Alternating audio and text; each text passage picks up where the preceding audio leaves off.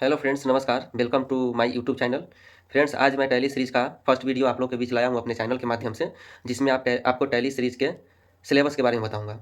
Friends, syllabus tally के अंदर जो भी सिलेबस होता है उसके बारे में बताऊँगा। और ये वीडियो उन लोगों के लिए खास होने वाली है जो लोग फर्स्ट टाइम टैली करना चाह रहे हैं या फिर कहीं कर रहे हैं संस्था में, तो उन लोगों के लिए भी खास होने वाली है। क्योंकि मान लीजिए टैली आप करते हैं तो उसके सिलेबस के बारे में फुल जानकारी होनी ज़रूरी है। नहीं तो बहुत सारे संस्था में क्या होता है कि टैली आप करने जाते हैं तो अकाउंटिंग, वाउचर, परचेज, सेल और बिल निकालना ये सब सिखा देते हैं। बच्चा समझ जाता है कि भाई जो भी टैली का कोर्स था ये मेरा खत्म हो गया। लेकिन नहीं, टैली में बहुत सारे कोर्स, बहुत सारे चैप्टर हैं जो नहीं पढ़ाया जाता है। उसको स्किप करके कोई भी संस्था वाले, बहुत सारे ऐसे संस्था खोले हुए हैं मार्केट में जो स्किप करके पढ़ाते हैं। तो सपोज मान लीजिए आपको इस सिलेबस के बारे में जानकारी होगी, तो आप उस समय क्वेश्चन कर सकते हैं कि सर मेरा सिलेबस छूट गया है, ये सिलेबस टैली में ही है, आप पढ़ा दीजिए।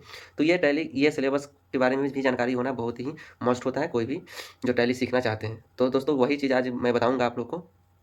बने रहें। और अब एक चीज़ और बताना देना चाहता हूँ। आज तो सिर्फ टैली के सिलेबस के बारे में बताऊँगा। उसके बाद आने वाले वीडियो में मैं टैली के सिलेबस के बाद जो भी सिलेबस होगा उसका हर एक वीडियो में एक-एक चैप्टर करके मैं टैली पढ़ाऊँगा। मतलब उसका जानकारी भी दूँगा। और इसमें हम सिलेबस के साथ-साथ शॉर्ट जानकारी भी देंगे कि उसमें सिलेबस में आखिर होता क्या है। तो दोस्तों, बने रहिए मेरे वीडियो के साथ और अंत तक, लास्ट तक देखिए। तो दोस्तों, टैली सिलेबस में सबसे पहले आप देख लीजिए फंडामेंटल। दोस्तों, टैली में फंडामेंटल बताया जाएगा। फंडामेंटल होता क्या है? तो फंडामेंटल में आपको बेसिक जानकारी दिया जाता है। जैसे व्हाट इज़ कंप्यूटर, यानी कंप्यूटर क्या है? Sorry, what is tally, tally क्या है? तो टैली क्या है? तो टैली एक अकाउंटिंग पैकेज सॉफ्टवेयर है in which we maintain our daily business transaction, जिसमें हम लोग क्या करते हैं, अपने डेली के लेन-देन को मेंटेन करते हैं। ठीक है? किसी को पैसा देना, पैसा लेना, यानी ये सब चीज़ डिटेल्स हम जब कोर्स स्टार्ट करेंगे उसमें भी आप लोग को बताया जाएगा। तो इसके बारे में बताया जाता है। व्हाट इज़ अकाउंट्स, मतलब अकाउंट्स के बारे में बताया जाता है, अकाउंट्स क्या होता है। इसके बाद आइए आप लोग टाइप्स ऑफ अकाउंट्स, अकाउंट्स का प्रकार के बारे में बताया, कितने प्रकार के अकाउंट्स होता है। ठीक है? उसके बाद आप आइए क्लासिफिकेशन ऑफ अकाउंट्स। दोस्तों, मेरे बगल में ये इसके बगल में जो रेखा दिख रहा है, मैंने उसको क्रॉप कर रखा हूँ, इसलिए ऐसा दिखा रहा है। तो उसके लिए कोई ये नहीं है। और यह वीडियो मैं फर्स्ट टाइम अपने खुद से एडिट करके बना रहा हूँ, और थोड़ा-सा ये कमी तो होगी ही। और नेक्स्ट वीडियो में प्रयास करूँगा कि इससे अच्छा वीडियो का क्वालिटी और अच्छा बने। तो क्लासिफिकेशन ऑफ अकाउंट्स, मतलब अकाउंट्स के क्लास, मतलब अकाउंट्स का पहचानने का तरीका आपको इसमें बताया जाता है। ठीक है? कि कौन सा अकाउंट, जैसे पर्सनल या नॉमिनल अकाउंट होता है। तो मान लीजिए कि कोई राम प्राइवेट लिमिटेड, तो क्या है? वो पर्सनल अकाउंट है, रियल अकाउंट है या नॉमिनल अकाउंट है, उसका तरीका आपको बताया जाता है। गोल्डन रूल्स, दोस्तों गोल्डन रूल्स भी फंडामेंटल में ही आता है। मतलब गोल्डन रूल बताया जाता है। इसमें क्या होता है कि कोई भी अकाउंटिंग कर रहे हैं, स्पीड में इसलिए बोलना पड़ रहा है कि शॉर्ट और सटीक वीडियो हो, इसलिए मैं स्टिक मतलब थोड़ा-सा स्पीड में बोल रहा हूँ। तो दोस्तों, ध्यान से सुनिए। तो गोल्डन रूल्स अकाउंट्स का वैसा रूल्स है जिसके माध्यम से आप डेबिट और क्रेडिट जो करते हैं बिल्कुल सही-सही कर सकते हैं। इसको अगर गोल्डन रूल्स आप सही से अगर पढ़ लिए, याद कर लिए, तो जब भी कोई ट्रांज़ैक्शन करते हैं उसमें डेबिट क्रेडिट करने का, गलत करने का नौबत नहीं आएगा। तो दोस्तों, गोल्डन रूल के बारे में बताया जाता है। ठीक है? इसमें तीन तीन अकाउंट्स का गोल्डन रूल होता है। पर्सनल, रियल, नॉमिनल अकाउंट्स का, तीनों का गोल्डन रूल जो होता है अलग-अलग होता है, जिसमें आपको बताया जाता है। जर्नल एंट्री, डेली का जो एंट्री होता है उसके बारे में एंट्री बताया जाता है। Define of tally group, group के बारे में बताया जाता है कि कौन सा लेजर किसके ग्रुप के अंदर जाएगा। जैसे मान लीजिए कि राम प्राइवेट लिमिटेड, तो ये पार्टी दो तरह का होता है, एक सन्डी डेटर्स होता है, एक क्रेडिटर्स होता है। तो वो ग्रुप के बारे में बताया जाता है कि कौन पार्टी सन्डी डेटर्स में जाएगा, कौन सा क्रेडिटर्स में जाएगा। तो जिससे हम परचेज करते हैं वो सन्डी क्रेडिटर्स होता है, जिससे हम सेल करते हैं वो सन्डी डेटर्स होता है। तो ये सारी डिटेल्स हम सिलेबस में जब पढ़ाएंगे तो आपको बताएंगे। उसके बाद है टाइप्स ऑफ वाउचर, वाउचर के प्रकार कितने होते हैं उसके बारे में बताएंगे, बताया जाता है, टैली सिलेबस में ही है। तो दोस्तों, फंडामेंटल में इतना सबसे पहले आपको बेसिक आपको बता दिया जाएगा। उसके बाद फिर आपको टैली का ओवरव्यू दिखाया जाएगा। ठीक है ना? कि टैली को हम लोग इंस्टॉल कैसे करेंगे। सपोज मान लीजिए कि आप कहीं भी काम करने जाते हैं कंपनी में, तो आप टैली में न्यू है। ठीक है? तो आप उस टैली, आपको सॉफ्टवेयर चाहिए होगा, कोई भी कोई भी कहीं भी अगर हम काम करने जाते हैं तो उसका सॉफ्टवेयर होगा, तभी हम उस पर काम कर सकें। तो टैली का सॉफ्टवेयर नहीं है तो आप खुद से कंप्यूटर से ऑनलाइन डाउनलोड करके आप उसको इंस्टॉल करके उसमें टैली रन करा सकते हैं। या फिर नहीं तो किसी फ्रेंड से या किसी कहीं संस्था से आप जाके उसको पेन ड्राइव में लेके अपने सिस्टम में डाउनलोड इंस्टॉल कर सकते हैं। ठीक है? तो आप इंस्टॉल कर सकते हैं। उसके बाद आता है, और एक चीज़ ध्यान रखिएगा दोस्तों, टैली 2 वर्जन का होता है। एक प्रोफेशनल होता है, एक एजुकेशनल। वर्जन नहीं, मतलब ये एक टाइप का होता है। एक प्रोफेशनल वर्जन होता है, एक एजुकेशनल होता है। तो प्रोफेशनल में क्या होता है कि प्रोफेशनल लाइसेंस वाला टैली जो होता है उसको हम प्रोफेशनल बोलते हैं। ठीक है? जिसमें हम लोग कोई भी डेट में एंट्री मारते हैं, फाइनेंशियल का कोई भी डेट में एंट्री मार लेते हैं। एक होता है एजुकेशनल वर्जन। तो एजुकेशनल वर्जन में सिर्फ हम पढ़ने और पढ़ाने के लिए यूज़ करते हैं, जिसमें हम लोग कोई भी एक पर्टिकुलर फाइनेंशियल ईयर का डेट लेते हैं। उससे ज़्यादा इधर मतलब जो भी डेट पर्टिकुलर डेट होगा वही डेट में आप एंट्री कर सकते हैं। सिर्फ यही अंतर होता है लाइसेंस वाले और बिना लाइसेंस वाले टैली में, एजुकेशनल और प्रोफेशनल में। लाइसेंस लेने वाले टैली में पैसा लगता है उस लाइसेंस लेने के लिए, और ये आप कहीं से डाउनलोड करके एजुकेशनल को लोड कर सकते हैं। उसके बाद दोस्तों, कंपनी क्रिएशन के बारे में बताया जाएगा। जब हम लोग कहीं भी कंपनी में जाते हैं, फर्स्ट टाइम काम करते हैं, तो उसमें आपको कंपनी क्रिएशन के बारे में बताया जाता है। ठीक है? तो वो भी आपको सिखाया जाएगा, कंपनी क्रिएशन कैसे करते हैं हम लोग टैली में। उसके बाद दोस्तों, कॉन्फ़िगरेशन। कॉन्फ़िगरेशन तो समझ रहे होंगे। जैसे टैली में कोई भी चीज़ हम लोग आगे बढ़ते हैं तो कुछ ना कुछ ऑप्शन को यस करना होता है, तभी जाके आगे का एंट्री का, जैसे परचेज ऑर्डर है, सेल्स ऑर्डर है, ये सब ऑप्शन आपको टैली में एक्टिवेट करना होगा, यस करना होगा, तभी आप उसका एंट्री कर सकते हैं, अन्यथा नहीं कर सकते हैं। तो वो सब कॉन्फ़िगरेशन के बारे में बताया जाता है। लेजर क्रिएशन, अब टैली में लेजर कैसे क्रिएट करते हैं? कंपनी बनाने के बाद उस कंपनी में जो भी वैसा पार्टी होंगे जो सामान आपको कंपनी से खरीदते हैं, या फिर वैसा पार्टी जिससे हम सामान खरीदते हैं, उस सब का डिटेल्स भरने के लिए डिटेल्स बनाते हैं हम लोग, उसको हम लोग लेजर बोलते हैं। तो वो लेजर क्रिएशन आपको बताया जाएगा। या फिर मान लीजिए किसी स्टाफ को सैलरी दे रहे हैं, तो उस स्टाफ का नाम का लेजर, फिर उसके सैलरी का लेजर, फिर एक्सपेंस का लेजर, फिर इनकम का लेजर, जो टाइप का इनकम होगा उसका लेजर, मतलब लेजर क्रिएशन के बारे में आपको बताया जाता है। इसका ग्रुप भी समझाया जाता है। पुट द ओपनिंग बैलेंस, मतलब उस लेजर का ओपनिंग बैलेंस कितना है, उस लेजर के अंदर हम लोग पार्टी के अंदर जाके जिस पार्टी पे कितना पैसा ड्यूज है या फिर कितना ओपनिंग बैलेंस दिखा रहा है उसको हम लोग डाल सकते हैं। उसके बाद ग्रुप क्रिएशन, कोई भी लेजर का ग्रुप क्या होता है वो तो बताएंगे हैं। ग्रुप मतलब मान लीजिए कि हम राम प्राइवेट लिमिटेड बना रहे हैं, तो उसका ग्रुप क्या है? सन्ड्री। वो परचेज करे उससे, तो वो हमने लिए सन्ड्री क्रेडिटर्स हो गया, सेल करे तो सन्ड्री डेटर्स हो जाएगा। तो वो ग्रुप क्रिएशन कैसे होगा उसके बारे में बताया जाता है। जैसे मान लीजिए टैली में बहुत सारा ग्रुप, एक चीज़ ध्यान रखिए, टैली में बहुत सारा ग्रुप बना हुआ रहता है। बाय द वे आउटस्टैंडिंग का नहीं बना हुआ है, तो आउटस्टैंडिंग का ग्रुप कैसे बनाएंगे, तो वो ग्रुप क्रिएशन के बारे में बताया जाता है। कॉस्ट सेंटर और एक होता है cost categories. Cost centre cost category का यूज दोस्तों, ये आपका किसी भी जर्नल वाउचर में एक्स्ट्रा इन्फॉर्मेशन देने के लिए हम लोग कॉस्ट कैटेगरी या कॉस्ट सेंटर का एंट्री यूज करते हैं। यानी कहने का मतलब कि सपोज मान लीजिए कि एक बड़ा सा कंपनी है, ठीक है, जिसमें छोटा छोटा 3-4 को कंपनी का काम होता है। तो मान लीजिए 10,000 रुपया खर्च हुआ, तो किस कंपनी के, मान लीजिए सपोज एडवर्टाइजमेंट के लिए, तो उस किस कंपनी के एडवर्टाइजमेंट, मान लीजिए एक तो लेजर हो गया एडवर्टाइजमेंट, उसके बदले में हम लोग पेमेंट किए, तो एडवर्टाइजमेंट में कौन सा पार्टी के लिए पेमेंट किए, तो उस पार्टी को डिटेल्स डालने के लिए, या फिर कोई भी पेमेंट होता है तो एक चेक से आपको 10 आदमी को पेमेंट करना है, तो 10 आदमी का डिफरेंट अमाउंट है, तो आप उसमें दिखा सकते हैं 10 लोग का कौन सा लोग का कितना कितना पैसा दिया गया, तो वो कॉस्ट सेंटर कॉस्ट कैटेगरी से आप दिखा सकते हैं, ये ऑप्शन है। उसके बाद आते हैं हम लोग अकाउंटिंग वाउचर। अकाउंटिंग वाउचर दोस्तों, अकाउंटिंग वाउचर होता क्या है? तो अकाउंटिंग वाउचर में सिर्फ हम लोग क्या करते हैं कि पेमेंट, रिसीप्ट, कंट्रा, जर्नल, मतलब किसी को पैसा दे दिए, किससे पैसा ले लिए, कोई सामान सामान खरीद बिक्री इसमें नहीं होता है, किसी को पैसा दे दिए, पेमेंट कर दिए, किसी से पैसा रिसीव कर लिए, या फिर बैंक में पैसा जमा कर दिए, बैंक से पैसा निकाल दिए, ये सारा चीज़ आपको अकाउंटिंग वाउचर में बताया जाता है। इसमें सामान खरीद बिक्री का नहीं होता है। वाउचर एंट्री के बारे में बताया जाता है अकाउंटिंग वाउचर में। उसके बाद आपको वाउचर एंट्री में पेमेंट वाउचर होता है, रिसीप्ट वाउचर होता है, और एक कंट्रा वाउचर होता है, एक जनरल वाउचर भी होता है। तो जनरल वाउचर में दोस्तों कोई भी एडजस्टमेंट का एंट्री, तो देखिए पेमेंट वाउचर में किसी खर्च के बदले में किसी को पेमेंट करते हैं तो उसको पेमेंट वाउचर। तो ये सब टैली का सिलेबस है, आप सिलेबस पर भी ध्यान रखिएगा, और ये हम शॉर्ट में बता भी देते हैं कि इससे होता क्या है, ठीक है। जब हम लोग नेक्स्ट वीडियो या फिर सिलेबस बाय सिलेबस बनाएंगे, हम आप लोग के बीच जरूर लाएंगे उसको, और एकदम एक एक करके आपको उसमें ढंग से बताएंगे, ताकि फिर आपको कहीं भी आपको टैली कोर्स करने का ज़रूरत नहीं है। आप यहाँ से मेरे यूट्यूब चैनल से भी आप टैली के बारे में जानकारी ले सकते हैं, फुल जानकारी देंगे दोस्तों। कोशिश करूँगा कि A to Z जो भी टैली में सिलेबस होता है सारा पढ़ाऊँगा। तो बने रहिए मेरे वीडियो के साथ, और हर वीडियो जो डालेंगे आप लोग प्यार और स्नेह दीजिएगा, तो हम आप लोग के बीच हमेशा इस तरह का वीडियो लाते रहेंगे। तो दोस्तों पेमेंट वाउचर में किसी खर्च के बदले में पेमेंट करते हैं तो उसको पेमेंट वाउचर से एंट्री करते हैं। रिसीप्ट वाउचर में कोई भी पैसा, कोई भी कोई भी सामान उसको दिए, उसके बदले में पैसा रिसीव करते तो रिसीव वाउचर से। कंट्रा वाउचर में अगर दिन भर का जो भी कलेक्शन होता है कंपनी में, और वो पेमेंट हम बैंक में पैसा जमा करते तो कंट्रा से, या फिर बैंक से पैसा निकालते तो कंट्रा से, कैश टू कैश ट्रांसफर कर दिए तो कंट्रा से, बैंक टू कैश जमा कर दिए तो कंट्रा से। तो ये सब एंट्री आपको कंट्रा वाउचर से होता है। जनरल में दोस्तों कोई भी एडजस्टमेंट का एंट्री होता है, एडजस्टमेंट टाइप का, उसको हम लोग एडजस्टमेंट वाउचर से एंट्री करते हैं, ठीक है। जैसे मान लीजिए कि किसी एम्प्लॉय को हम 1 महीना का एडवांस सैलरी दे दिए, और उसको नेक्स्ट मंथ में क्या करना है, एडजस्टमेंट करना है, तो एडजस्टमेंट के लिए हम लोग क्या करते हैं, उसको जनरल वाउचर से उसको एडजस्ट करते हैं, ठीक है। तो हो गया जनरल वाउचर।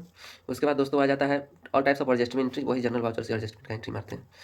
उसके बाद आ जाइए use cost centre and cost categories. तो समझ लिए कॉस्ट सेंटर और कॉस्ट कैटेगरी का यूज किस लिए करते हैं, तो कोई भी वाउचर में एक्स्ट्रा इन्फॉर्मेशन देने के लिए हम लोग इसको यूज़ करते हैं। उसके बाद आते हैं जो दोस्तों इन्वेंट्री वाउचर।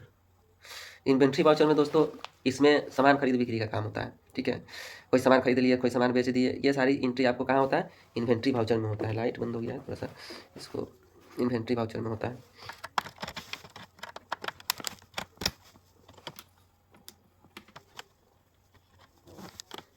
चलिए कोई बात नहीं, लाइट कम हो गया है।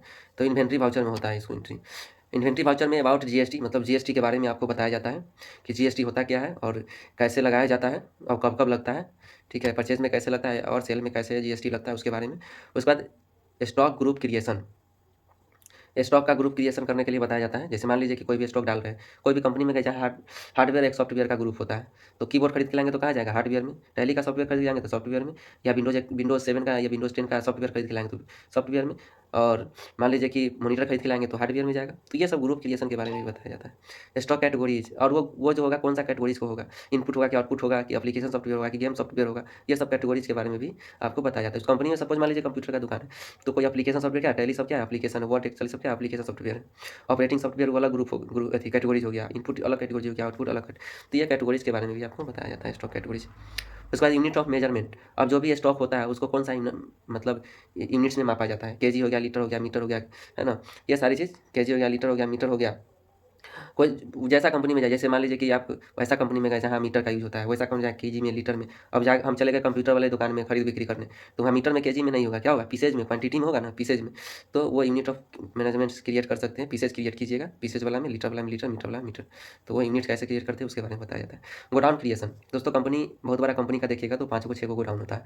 तो उसमें कंपनी का तो गोडाउन होता है, लेकिन हम लोग अगर अकाउंटिंग कर रहे हैं तो उसमें आपको टैली में भी गोडाउन बनाना पड़ता है। गोडाउन का पूरा एड्रेस, गोडाउन का नाम, ये सारी चीज़ आपको टैली में बनाना पड़ता है। तो गोडाउन क्रिएशन में ये आपको बताया जाएगा, ठीक है।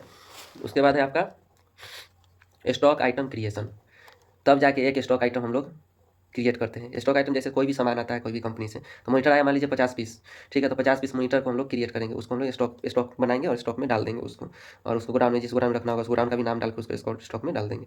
तो स्टॉक आइटम कैसे क्रिएट करेंगे उसके बारे में बताया जाता है। उसके बाद आइए आपको परचेज वाउचर एंट्री। अब देखिए दोस्तों, परचेज वाउचर एंट्री में आ गए हम लोग।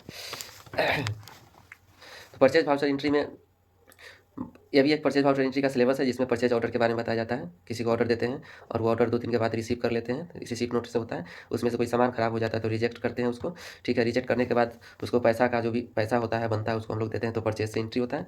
तो ये सब डिटेल्स बताएंगे जब हम लोग सिलेबस में चलेंगे। उसे पैसा देने के बाद कोई अगर सामान रिटर्न करते हैं तो उसको हम लोग डेबिट नोट से करते हैं। उसका शॉर्टकट बटन भी लिखा हुआ है, आप लोग यहाँ से याद कर भी कर सकते हैं। अब चलते हैं सेल्स वाउचर में। जितना परचेज में हुआ है जिस तरह से, उसी तरह सेल्स में होगा, लेकिन इसका थोड़ा सा सेल्स ऑर्डर होगा, उसमें परचेज ऑर्डर था, ठीक है। तो सेल्स परचेज में हम लोग क्या करते हैं, कोई भी सामान को मतलब खरीद के लाते हैं, किसी कंपनी से हम लोग परचेज करके अपने कंपनी में लाए और इस कंपनी से सेल करते हैं। मतलब परचेज में हम खुद खरीद के लाते हैं, कोई भी सामान को खरीदते हैं, और सेल में कस्टमर से हम लोग सेल करते हैं, ठीक है। तो सपोज मान लीजिए किसी कस्टमर को सेल करना है, तो वहाँ सेल्स ऑर्डर से हम लोग एंट्री करेंगे। ऑर्डर, कोई ऑर्डर दे रहा है तो उसका ऑर्डर ले लेंगे और बोलेंगे कि 5 दिन के बाद आप लेके आए इस ऑर्डर, मतलब रिसीप्ट लेके आइएगा, ऑर्डर आप ले लीजिएगा, ठीक है। तो उसको 5 दिन के बाद जब देंगे तो उसको डिलीवरी नोट से, उसके बाद डिलीवरी नोट के करने के बाद उसमें से अगर कोई सामान रिटर्न करता है तो उसको रिजेक्शन इन से, और रिजेक्ट करने के बाद अगर उस पैसा देने का बारी आता है तो उसको हम लोग एफ से एंट्री करते हैं, ठीक है। और पैसा देने के बाद अगर कोई मटेरियल रिटर्न होता है तो उसको हम लोग क्रेडिट नोट से एंट्री करते हैं, ठीक है। उसमें डेबिट नोट था परचेज में, इसमें सेल में क्रेडिट नोट है। और रिएक्शन इन था, सेल में इन है तो परचेज में आउट है, यानी कि सेम होता है लगभग। उसके बाद है जीएसटी एडजस्टमेंट। तो परचेज सेल करने के बाद हम लोग एक जीएसटी एडजस्टमेंट करते हैं, कितना इनपुट लिए। इनपुट मतलब क्या, परचेज करते थे इनपुट हम लोग देते हैं, आउटपुट सेल में आउटपुट लगता है, जितना सामान सेल करेंगे उसमें हम लोग आउटपुट जीएसटी लेते हैं, ठीक है। तो कितना देने के बाद कितना बचा है उसको हम लोग जीएसटी एडजस्टमेंट एंट्री करते हैं, ठीक है। जीएसटी का एडजस्टमेंट एंट्री करते हैं।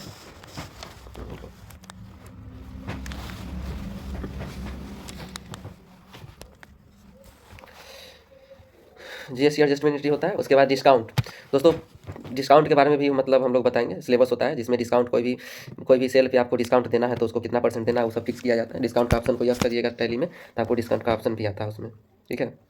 तो वो डिस्काउंट के बारे में बताया जाता है। Actual and bill, actual and bill में होता क्या है कि एक्चुअल और बिल ये ऑप्शन यूज होता है जिसमें हम लोग को स्पेशल ऑफर दिया जाता है। कोई भी कंपनी, मान लीजिए कोई भी कंपनी है जो स्पेशल ऑफर दिया है कि 5 को सामान खरीदिएगा तो दो को फ्री मिलेगा, या फिर बाई 1 गेट 1 फ्री। तो ये सब चीज़ को डालने के लिए आपको स्पेशल वाउचर एंट्री के लिए आपको एक्चुअल और बिल क्वांटिटी वाला ऑप्शन को यस करके तब आप एंट्री मारते हैं, उसके बारे में बताया जाता है। सपोज मान लीजिए कि जो आप सेल का एंट्री करते हैं तो साधारण रहता है, उसमें आपको क्वांटिटी रेट अमाउंट देते हैं और एंट्री मार लेते हैं। लेकिन इस ऑप्शन में क्या होता है कि आपको एक्चुअल में कितना दे रहे हैं, बिल कितना का बन रहा है, ये सारी ऑप्शन आपको दिखेगा। तो एक्चुअल में मान लीजिए कि 10 पीस पर 2 पीस फ्री था, तो एक्चुअल में उसको हम लोग 10 दे रहे हैं, लेकिन बिल कितना का बनेगा 8 का। तो वो चैप्टर इस चैप्टर में वो चीज़ पर बताया जाता है। तो ये भी एक टैली का सिलेबस है, ठीक है। GST on capital goods, GST on capital goods मतलब अपने संपत्ति में जो, मतलब अपने कंपनी में जो फिक्स एसेट्स खरीदते हैं, कैपिटल गुड्स खरीदते हैं, तो उस पर भी जीएसटी लगता है। डेबिट क्रेडिट मोड में भी आप जीएसटी लगाते हैं कोई भी फिक्स एसेट्स में, तो उसके बारे में बताया जाता है, ठीक है। उसके बाद है दोस्तों स्टॉक जर्नल। स्टॉक जर्नल का नाम जानते ही आप समझ सकते हैं कि स्टॉक मतलब स्टॉक को इधर इस गोदाम से उस गोदाम में ट्रांसफ़र करना है, स्टॉक को मेंटेन करना है, स्टॉक बना के रखना, ये सारी चीज़ होता है स्टॉक जर्नल से। इस गोदाम से उस गोदाम ट्रांसफ़र कर दिए, ये सब चीज़ आपको स्टॉक जर्नल से होता है। स्टॉक जर्नल में एक मैन्युफैक्चरिंग जर्नल होता है, जो स्टॉक जर्नल से आधारित ही बनता है वाउचर क्लास से जाके। तो इस मैन्युफैक्चरिंग जर्नल के बारे में बताया जाएगा। मैन्युफैक्चरिंग जर्नल मतलब उत्पादन करना वैसा कंपनी में चलेगा जहाँ आपको मटेरियल कोई भी सामान प्रोडक्शन होने का काम हो रहा है। तो सपोज मान लीजिए कि एक माउस बनाना है, ये माउस है, ये माउस बनाना है। तो इस माउस में हम लोग पहले लिस्ट बनाते हैं टैली में कि इस माउस को बनाने के लिए क्या क्या सामान चाहिए। तो एक बड़ा सा कैबिनेट है, एक व्हील है, इसको चक्का व्हील बोलते हैं, और इसमें 4 स्क्रू लगा हुआ है, नट लगा हुआ है, स्क्रू बोलते हैं, और एक लेंस भी लगा हुआ है। तो जो जो चीज़ लगता है स्क्रॉल पर लगा हुआ है, और 3 लेफ्ट राइट और बटन भी लगा हुआ है, स्क्रॉल जिसको बोलते हैं, ठीक है। तो वो एक लिस्ट हम लोग तैयार करते हैं, ठीक है, कि एक माउस बनाने में क्या क्या सामान लगेगा, उसका लिस्ट आपको टैली में तैयार कर लेना है। बनता भी है, स्टॉक आइटम से जाकर हम लोग बना लेंगे। अब ये दोस्तों मैन्युफैक्चरिंग होता है क्या कि एक आइटम में वो सामान कितना कितना क्वांटिटी में लगेगा, माउस स्क्रू कै गो लगेगा, स्क्रॉल कै गो लगेगा, व्हील कै गो लगेगा, कैबिनेट कितना पीस लगेगा, ये सारा चीज़ हम लोग टैली में बनाते हैं, ठीक है। तो वो निकल गया आपको कि एक माउस में कौन सामान कितना लगेगा। उसके बाद मैन्युफैक्चरिंग में जैसे ही मारिएगा ना, सॉरी, अब हम लोग मार्केट से अब जाके उसको मान लीजिए 10,000 पीस माउस बनाना है, तो 10,000 पीस के हिसाब से हम लोग जाके मार्केट से मटेरियल खरीद के लाएंगे और यहाँ से प्रोडक्शन कर लेंगे। तो वो सारी चीज़ आपको मैन्युफैक्चरिंग से बताया जाता है।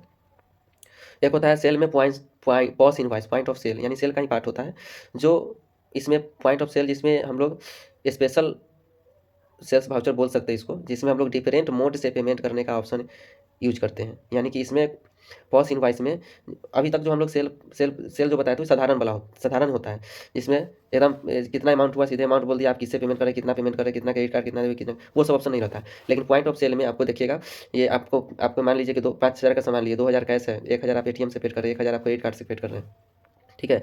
और आप दे रहे हैं, मान लीजिए कि 506 रुपया आप कैश देना है, 560 रुपया कैश देना है, आप दिए उसको 600 रुपया, तो 600 रुपया दिए, तो उसमें आपको 40 रुपया रिटर्न का भी डिटेल्स आपको दिखाता है जब हम लोग प्रिंट मारते हैं पॉस इनवाइस। तो कहीं भी अगर टैली में बिलिंग का काम होता है तो पॉस इनवाइस से ही होता है। तो इससे आप बिल बनाने का कार्य सीख सकते हैं। इसका डिटेल्स हम लोग अगले यानी कि ये वीडियो में बताएंगे, नेक्स्ट वीडियो में, जिसमें आपको ये सारी चीज़ के बारे में बताया जाएगा, ठीक है। तो ये हो गया पॉइंट ऑफ सेल। सॉरी दोस्तों, थोड़ा सा डिस्टर्ब हो रहा है।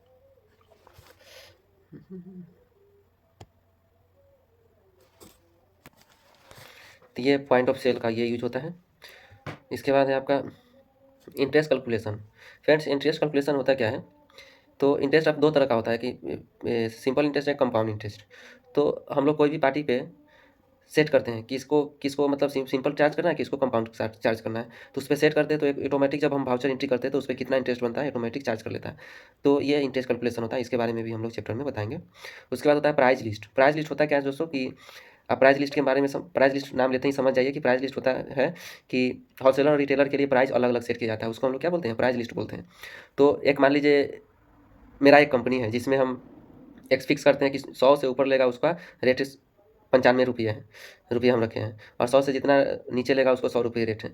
तो उस तरीक़ा से हम लोग फिक्स कर देते हैं। तो कोई भी आदमी आता है, अगर जैसे हम क्वांटिटी 100 पीस डालते हैं, 100 से ऊपर डालते हैं, तो उसको ऑटोमेटिक आपको 95 रुपये रेट और अमाउंट ऑटोमेटिक टैली में डिडक्ट मतलब ले लिया जाता है, एक्सेप्ट कर लेता है।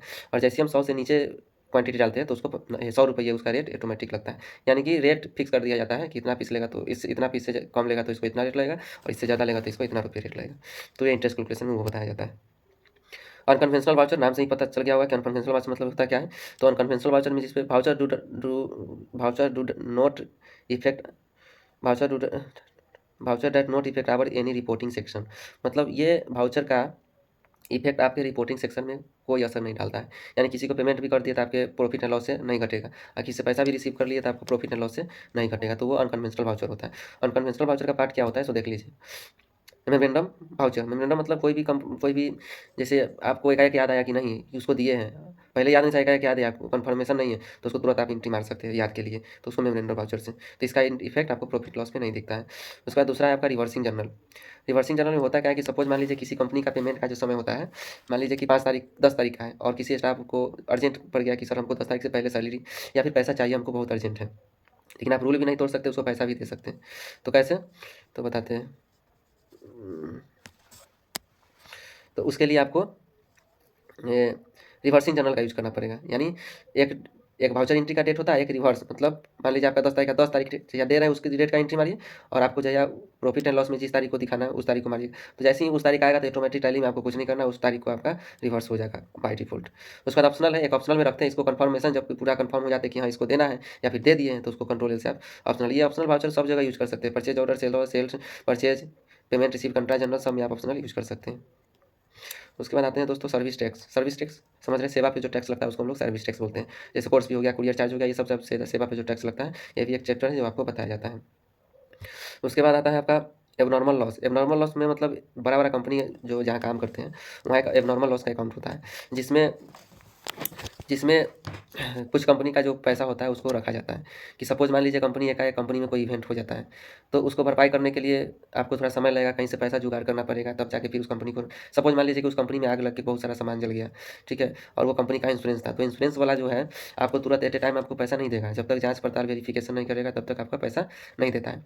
तब तक हम लोग क्या करेंगे, उस एबनॉर्मल लॉस से पैसा निकाल के जो भी क्षति हुआ है उसको भरपाई करके और तुरंत अपना कंपनी को रन कराएंगे, ताकि कस्टमर आपका इधर उधर नहीं हो या फिर बिखरे नहीं, तो उसको आप नॉर्मल लॉस बोलते हैं। और जो भी इंश्योरेंस वाला कंपनी एग्री हो जाएगा कि हाँ आपका सही है, आपके साथ ऐसा हुआ है, कंपनी वाला पैसा देगा, तो फिर हम आप लोग क्या करेंगे, नॉर्मल लॉस में हम लोग पैसा डाल देंगे। तो उसका चैप्टर है, चैप्टर में पढ़ाएंगे तो नॉर्मल लॉस होता है क्या उसके बारे में बताया जाए डिटेल में। बजट होता है, बजट बजट के बारे में बताया जाता है। बजट मतलब होता है कि कोई कंपनी का, कोई भी कंपनी का एक बजट हेड होता है, जिसके हेड के अनुसार ही आपको खर्च करना है कंपनी। सपोज मान लीजिए कि आपको प्रिंटिंग स्टेशनरी का आपका बजट 3000 का है, तो 3000 का सेट कर दीजिए बजट। 3000 से जैसे ही आपका ज़्यादा खर्च करते हैं तो आपको अपने पॉकेट से भरना पड़ेगा। इसलिए बजट को ध्यान में रख के कोई भी संस्था में लोग अकाउंटेंट हो चाहे कोई भी वो काम करते हैं, यानी कंपनी बोल देता है कि इसके अंदर आपको ही काम करना है, तो उस बजट को ध्यान में रखते हुए, तो ये बजट के बारे में भी, बजट का एंट्री के बारे में भी आपको बताया जाता है। जॉब कॉस्टिंग दोस्तों होता क्या है, तो कोई भी टेंडर साइन करते हैं तो उससे पहले हम लोग पूरा एनालाइज करते हैं, उसी को हम लोग जॉब कॉस्टिंग बोलते हैं। यानी मान लीजिए कि हमको आज यहाँ से 10 किलोमीटर तक के हाईवे बनाना है, तो उस 10 किलोमीटर तक के हाईवे बनाने के लिए कितना मटेरियल लगेगा, कहाँ गोडाउन रखना होगा, कौन कौन सामान लगेगा, कितना एक्सपेंस होगा, उसका एक लिस्ट बनता है और वो अनुमान लग जाता है कि हाँ इतना खर्च होगा, तब जाके अगला बड़ा बड़ा जो कंपनी होता है वो टेंडर पर साइन करता है। तो पहले अनुमानित लगाने के लिए, एनालाइज करने के लिए कोई भी कंपनी का, हम लोग जॉब कॉस्टिंग बताते हैं। पेरोल होता है, पेरोल मतलब समझ रहे हैं, एम्प्लॉय का जो भी डिटेल होता है या फिर सैलरी होता है, पे स्लिप होता है, ये सब जनरेट आपको पहले पेरोल के माध्यम से आप करते हैं। पेरोल में जितना भी वर्कर है उसका पूरा डिटेल्स डालना पड़ता है, वो उसका पे हेड बनाना पड़ता है, एम्प्लॉय क्रिएशन का पे हेड, उसका ग्रुप बनाना पड़ता है, कौन सा डिपार्टमेंट बनाना पड़ता है, वो ओवर टाइम करता है या फिर कितना दिन प्रेजेंट रहा, एब्सेंट रहा, ये सारा चीज़ का एंट्री होता है। कितना दिन लीव लिया है, कितना दिन एब्सेंट रहा, इसका भी एंट्री होता है। तो ये पेरोल में एंट्री सारी करने के बाद आपका सैलरी जनरेट होता है, सैलरी जनरेट करने के बाद पे स्लिप जनरेट होता है, पे हेड का पूरा डिटेल्स रहता है, ये सारी चीज़ पेरोल में। तो उसके बारे में हम आपको बताएंगे, ठीक है, जब चैप्टर स्टार्ट करेंगे उसमें। उसके बाद एक्सपोर्ट और इंपोर्ट दोस्तों, अगर इस जो भी टैली में कार्य करते हैं उसको हम लोग एक्सपोर्ट कर सकते हैं, एक्सेल में, पीडीएफ में, एक्सएमएल में, एक्सएमएल एक मतलब फाइल होता है, उसमें आप कर सकते हैं, कन्वर्ट कर सकते हैं पीडीएफ। तो ये सारी चीज़ आपको एक्सपोर्ट में आपको बता दिया जाएगा। उसके बाद स्प्लिट कंपनी को तोड़ने के लिए भी बताया जाता है कि कंपनी को अगर हमको मान लीजिए कि 5-5 महीना पे तोड़ना है या फिर 6 मंथ पे, आधा मंथ पे, अलग अलग 2 को कंपनी बनाना है, 6 महीना का इधर 6 महीना का इधर, तो कंपनी को आप स्प्लिट कर सकते हैं, तोड़ सकते हैं। उसके बाद ग्रुप कंपनी डाटा। अब सपोज मान लीजिए कि 4 गो कंपनी में आप काम कर रहे हैं, तो एक ग्रुप का टैली बना दीजिए। एक ग्रुप को खोलिएगा तो सारा आपका टैली, जैसे कहीं भी गए आप काम करने, तो एक बार ग्रुप पर मारिए तो सारा कंपनी का आपका, उस ग्रुप में 7 गो कंपनी, 7 कंपनी आपका खुल जाएगा, उसमें जो कंपनी में काम करना है उसको कर लीजिए। तो ग्रुप कंपनी क्रिएशन भी बताया जाता है इसमें। और बैकअप एंड रीस्टोर, जैसे वर्ड एक्सेल को फाइल को हम लोग कॉपी करते हैं, पेस्ट करते हैं, लेकिन टैली के फाइल को हम लोग क्या करते हैं, बैकअप करते हैं। बैकअप लेते हैं कोई भी कंपनी में, कोई भी पेन ड्राइव वगैरह में बैकअप लेकर दूसरे कंप्यूटर में हम लोग खोल सकते हैं। बैकअप और रीस्टोर, बैकअप मतलब कॉपी करना, यानी कि बैकअप आज का पूरा जो भी काम किया उसको बैकअप ले लिए, अगले दिन आएंगे तो उसको रीस्टोर करके फिर काम आगे बढ़ा सकते हैं। इसलिए बैकअप ले, बाय द वे मान लीजिए इस सिस्टम में आपको कोई भी परेशानी हो गई, कोई किसी तरह की खराबी हो गई, तो आप पेन ड्राइव से कोई भी सिस्टम में आप इसको रीस्टोर करके टैली पे काम कर सकते हैं। उसके बाद टैली वॉल्ट मतलब टैली के पासवर्ड लगा सकते हैं, टैली को सुरक्षित कर सकते हैं पासवर्ड लगा के, उसके बारे में बताया जाता है। बस इतना ही आज का सिलेबस का जो वीडियो था वो आपको इतना ही था, ठीक है। नेक्स्ट वीडियो में दोस्तों हम आपको आपको जो टैली का सिलेबस है, सिलेबस बाय सिलेबस बताएंगे, और चैनल को जरूर सब्सक्राइब कीजिएगा ताकि जब हम वीडियो लाएँ तो आप लोग को पता चल जाए कि मैंने आप लोग के लिए एक वीडियो डाला हूँ, तो वहाँ से आप देख के कर सकते हैं। थैंक यू, आज के लिए इतना ही, धन्यवाद।